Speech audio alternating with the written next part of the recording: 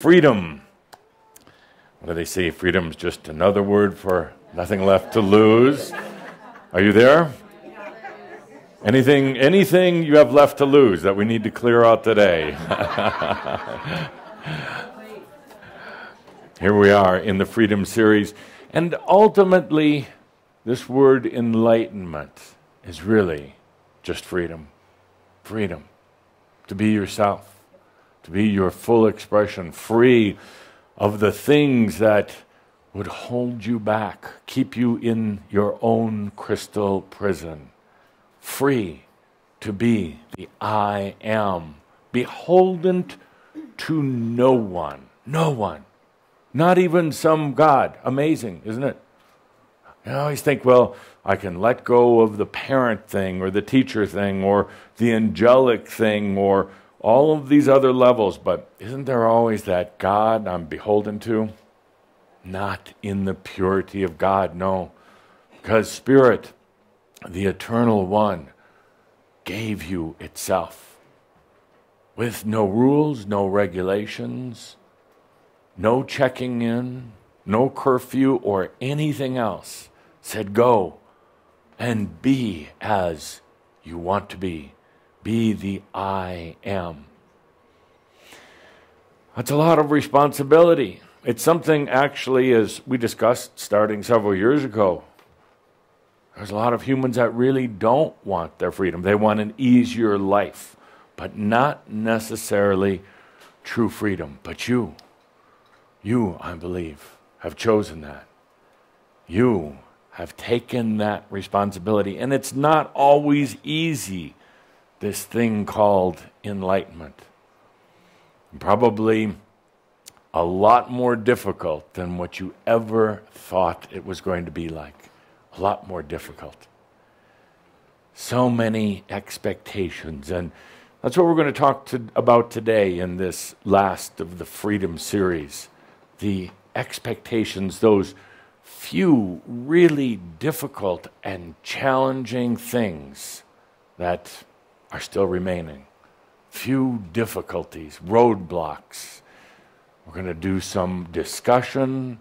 We're going to take some deep breaths and hopefully move beyond those. This thing called enlightenment, not so easy at all. I think there was a perception on the human level what it was going to be like. And it wasn't that way at all. And that's a good thing. Because the last thing that you or your I am would ever want was the human aspect designing your enlightenment. The thoughts are quickly going through the mind of what an awkward creation that would have been.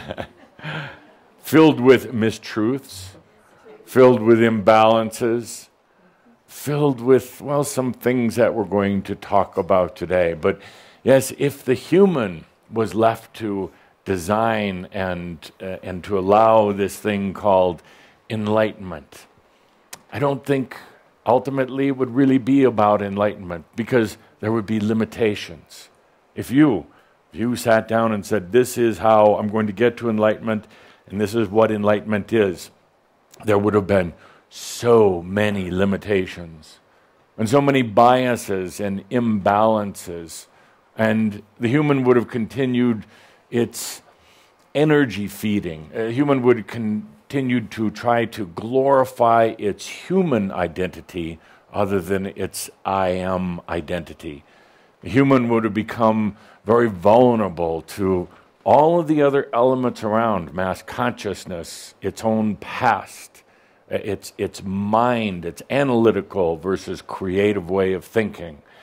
So it's a good thing that it wasn't the human design, the human aspect, part of which is sitting here today. The human aspect that you are, fortunately, has been allowing this thing called enlightenment. Far different, far different than designing it or thinking it. Just allowing it. Not allowing that assuming that we talked about in our last shout. It takes tremendous trust. And very, very few people will ever get to that level of trust. I know it's difficult at times.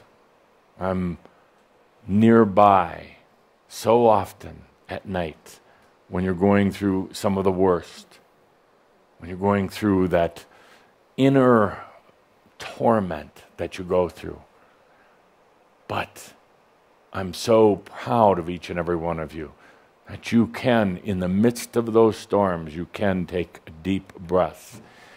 And from the purest part of yourself, take a deep breath and say, I am that I am. No longer trying to fight these inner battles or inner demons. No longer trying to figure out what you're supposed to be doing. No longer trying to craft or design your own enlightenment, but taking a deep breath, taking a good deep breath, saying, I am that I am.